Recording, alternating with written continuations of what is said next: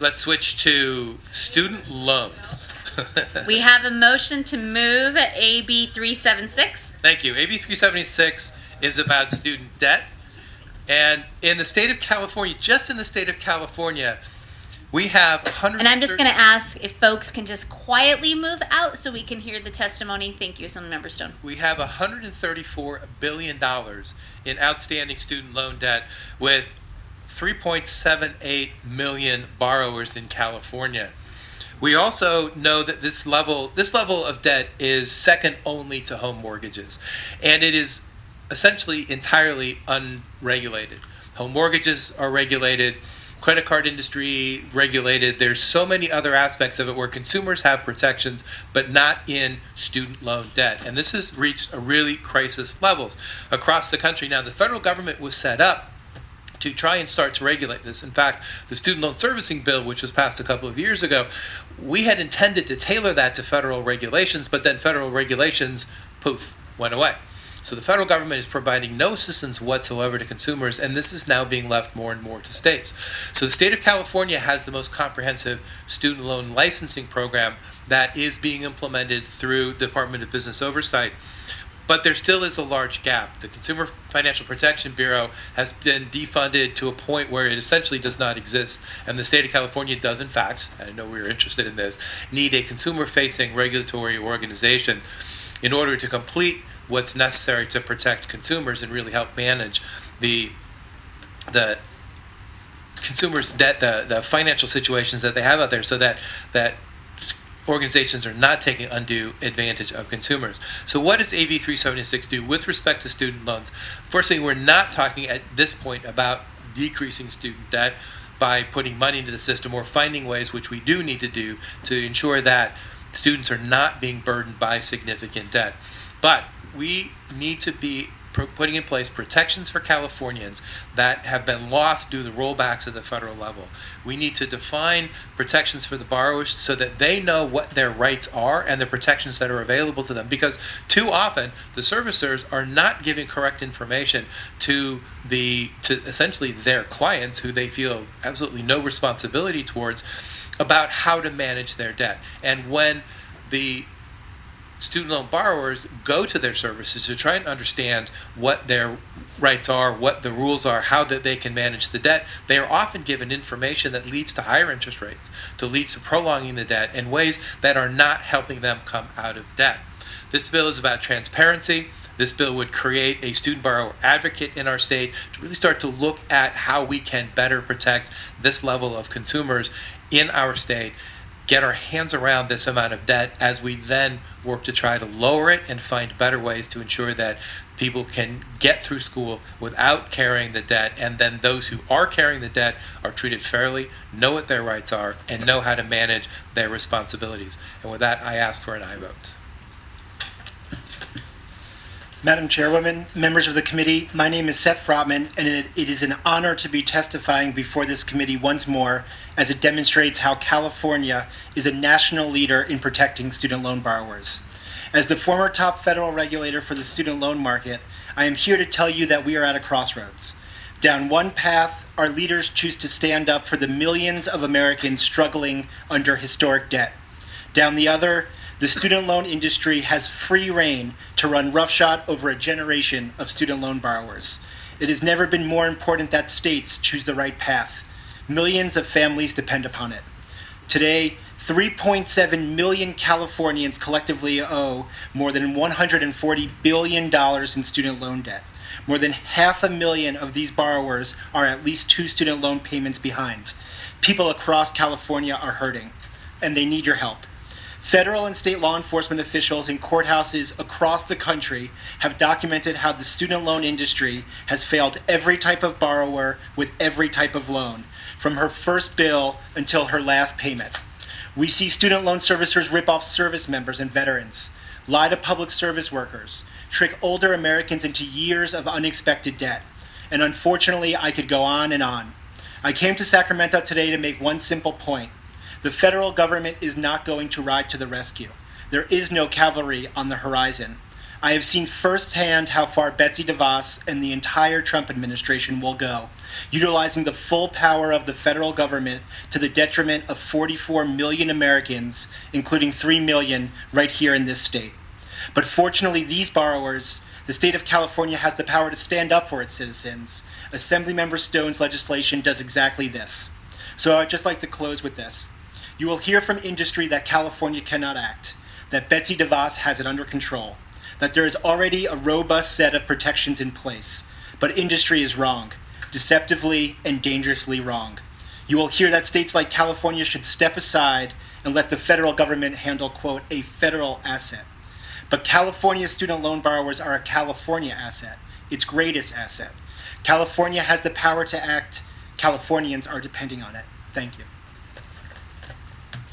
Chair and Member Suzanne Martindale with Consumer Reports, as well as the Californians for Economic Justice Coalition. We are in strong support of the bill, and as Mr. Frotman alluded to, we're not going to see a cavalry coming to the door. I can tell you, as an advocate who hears from borrowers every day, as well as one of those 3.7 million, I have my own loans. The problems that people face dealing with loan servicers are depressingly common, and they cry out for a legislative fix. I can give you 2 examples I got in the last week. A woman who emailed me, her name is Stephanie. She is a veteran with a disability. She has federal and private loans, and she works for the federal government. Her federal loans are in forbearance.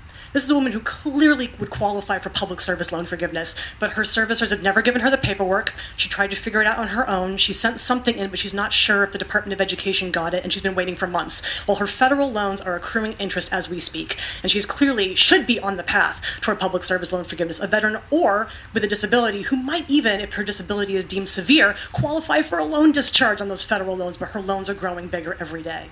Second example, a man named Emmanuel, who went to a for-profit college. This for-profit college ultimately was so badly mismanaged that the Department of Education, I believe under Betsy DeVos, yanked their funding.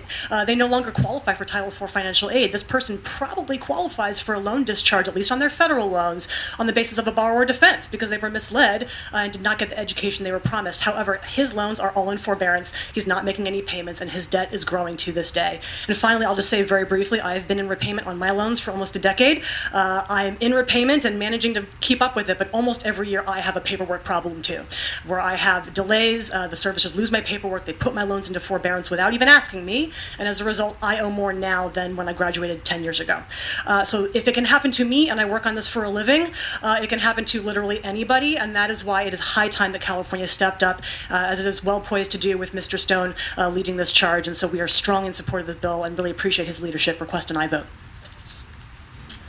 We do have a motion and a second now. Thank you. Any additional witnesses in support, please come to the microphone, state your name and affiliation. Hi, Jimmy Fremgen from Disability Rights California, and we're in support. Hi, Parshan Hosabi with the UC Student Association. We're in support. Good evening, Madam Chair and members. Jennifer Fearing on behalf of the California Association of Nonprofits and our 10,000 policy organization members. We're in strong support. Thank you, Mr. Stone. Ted Merman from the California Low Income Consumer Coalition on behalf of our legal aid members in support. Good afternoon, Kristen McGuire, Young Invincibles, strong support. Kimberly Rosenberger with SEIU California. Our members have every form of debt, from the grandparents taking it on for their children to private universities for our in-home supportive service workers. Thank you. Madam Chair, members, Mike Monaghan on behalf of Mayor Lyndon Breed and the City and County in San Francisco in support. Jim Lindberg on behalf of the Friends Committee on Legislation California in support. Samantha Singh with Next Gen California, proud co-sponsor of the bill and strong support. Christopher Sanchez with Chirla and strong support. Senya Merchant on behalf of the National Student Legal Defense Network, registering strong support. Natalia Abrams on behalf of Student Debt Crisis, registering strong support. Cody Houdanian on behalf of Student Debt Crisis and nearly 1 million supporters, strong support. Alexis Goldstein on behalf of Americans for Financial Reform, which is a coalition of 200 consumer, civil rights, and labor organizations registering strong support. Any witnesses in opposition? Seeing no witnesses in opposition, members, any questions or comments? Assemblymember Choi. Thank you, Chair. Assemblymember Stone, I see your intent of your bill is to protect the consumers, but literally your bill is telling people to sue for their failures. That's very interesting. Authorizing consumers to sue their servicers. I mean, servicers' job is providing the guidelines and helping the consumers when they need external help.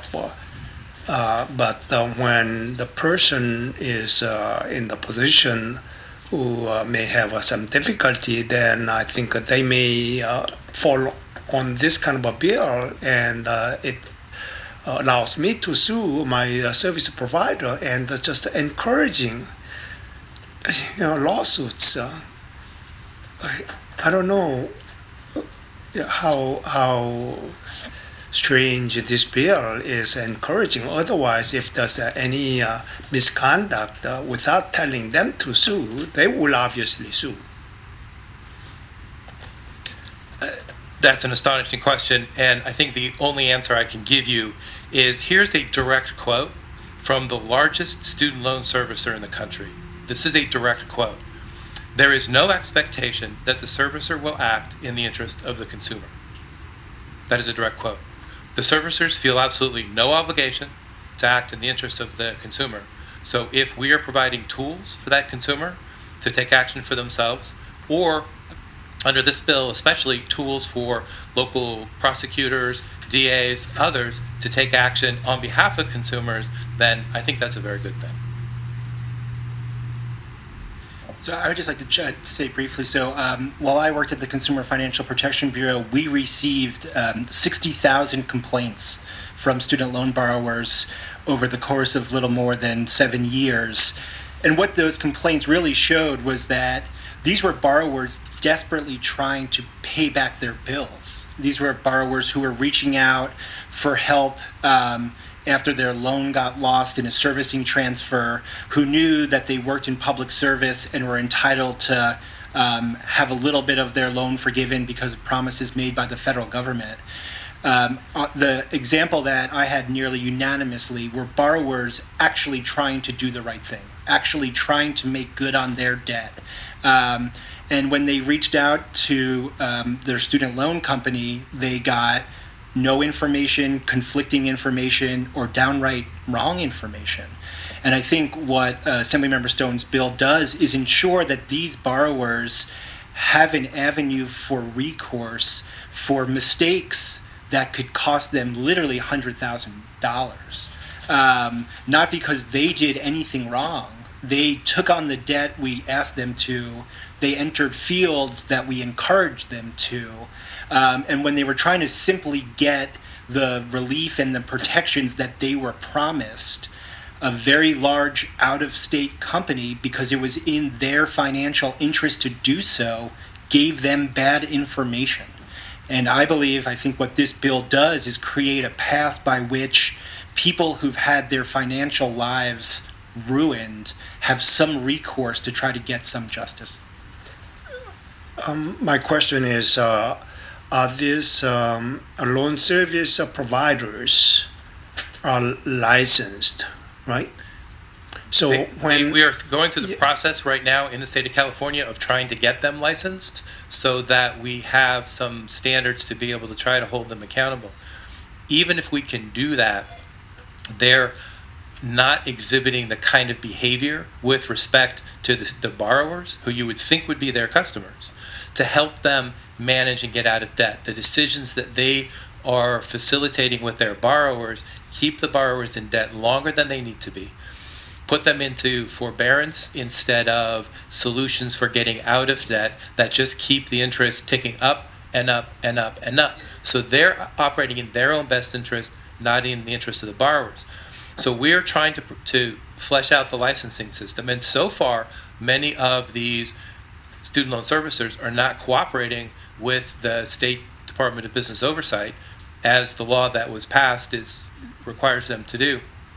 and they're essentially thumbing their nose. So yes, we are trying to give the borrowers themselves and DAs, Attorney General, and others the ability to find out about the malfeasance, the incompetence, the incorrect treatment of the student loan borrowers, and give them and the borrowers themselves the tools to redress some pretty egregious wrongs. Okay, do I understand that right now the service providers are not operating with the California's requirement to be licensed? We don't have a license for them to operate. That is currently being attempted to be implemented, including collecting data from the servicers, but not all of them right now are cooperating. Shouldn't it be the first step so that we can deregulate if they violate egregious violations, then they can be delicensed? No, we are trying to put some power, trying to license them, which is appropriate. And once California put that licensing program in place, we have at least a dozen states now that are following suit. And all of those states and more are watching California right now to see, asking us to lead the way on recreating some consumer protections. Most of what we've asked for here would have been consumer protections at the federal level, but all of those have now gone away. The federal government is not providing any of these protections, so we need to step in.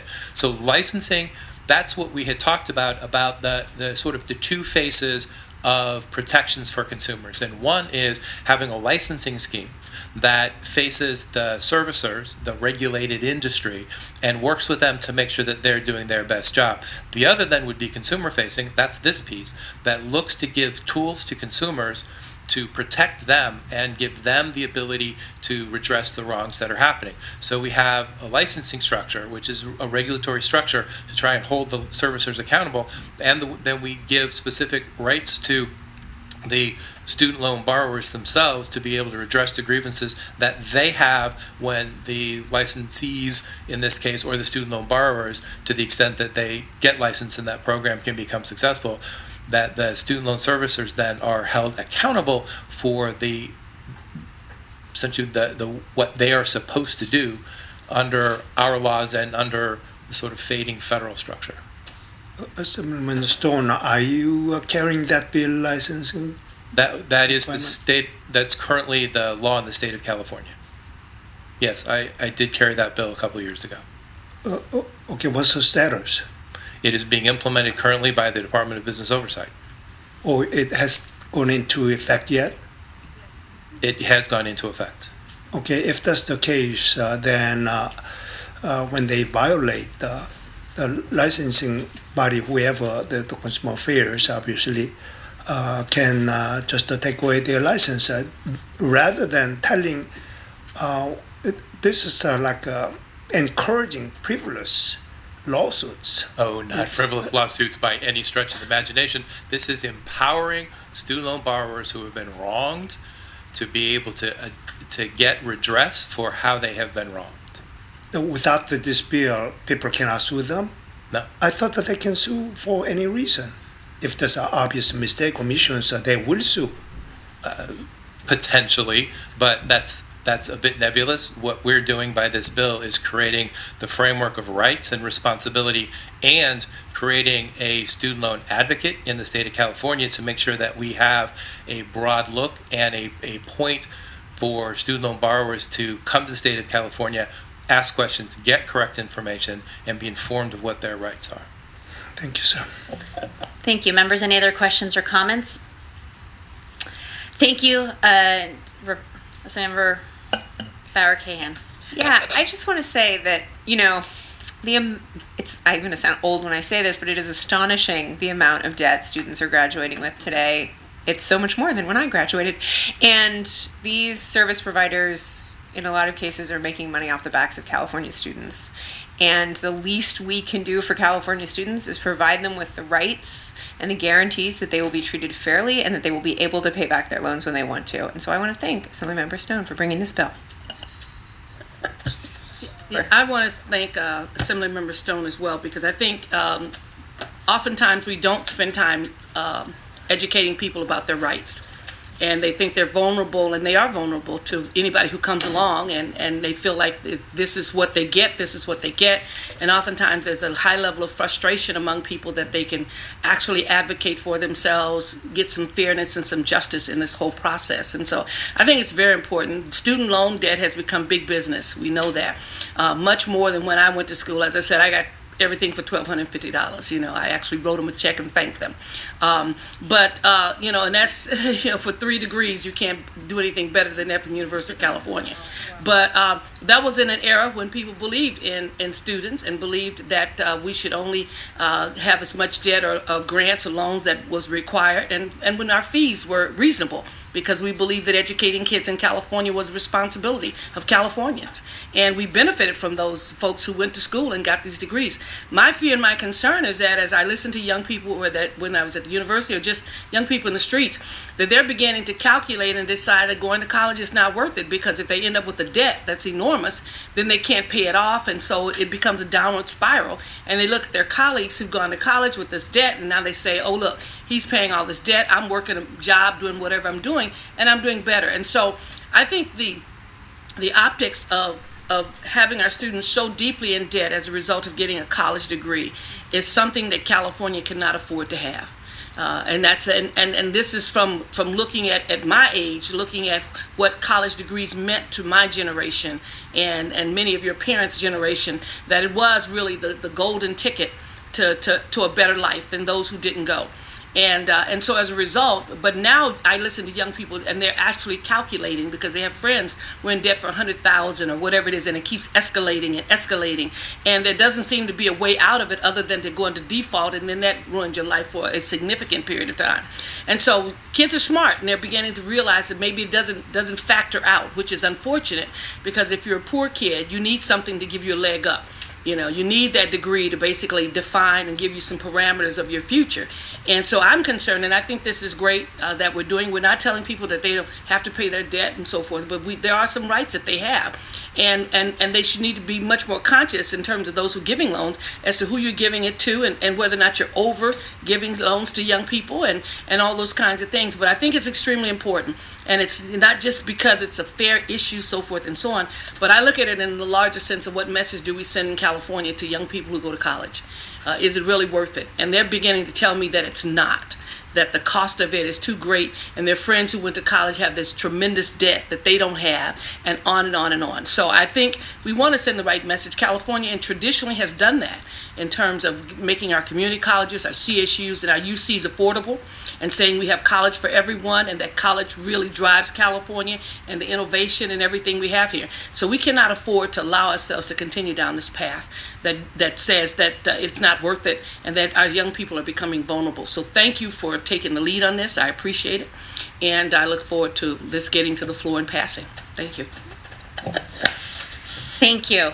Again, I want to echo the thanks to you, Assemblymember Stone, for bringing this forward. We have more than 3.7 million borrowers in this state. That totals more than $134 billion of debt. I think what you're bringing forward is what California borrowers need. They need to know that they have some rights, and that those rights include accurate information. They include an entity that they can go to ask questions. I think back to when I had student loans and reading the forms and calling the 800 numbers trying to get an answer. That is really hard to do. And I'm sorry that some of the conversation included just one aspect of what this bill does. This bill does so much more than give someone the ability to sue. This bill gives someone a right. That is bigger. And I think that that's very important. And I also feel like this is a bill that impacts millions of households in this state with diverse backgrounds who are grappling with loan and debt. Student loan debt is now the second highest type of debt in this state, followed by mortgages. And I think that it's really important. I'm glad you're bringing this forward. I think it's needed at this time in our state, and I'm glad that California is taking the lead. absolutely support the bill, and I think if you're okay with it at an appropriate time, would love to be considered as a co-author of the bill. Absolutely. Thank you. And with that, I will allow you to close, and then we will call the roll. Thank you, and I appreciate your staff has been fabulous to work with over the last couple of years as we've done the licensing and now done this program. I thank you very much. And the malevolence of this is that the student loan borrowers go to their student loan servicer to try and get information and get led astray. They end up owing more, paying more. That is fundamentally unfair. On the other aspect, which is underlying this, is we have got to deal with the amount of that debt and the continuation of bringing kids into debt. But in the meantime, this is real. We can do something real now that benefits those who are carrying all this debt and give them some hope of being able to climb out from underneath that debt in a rational way.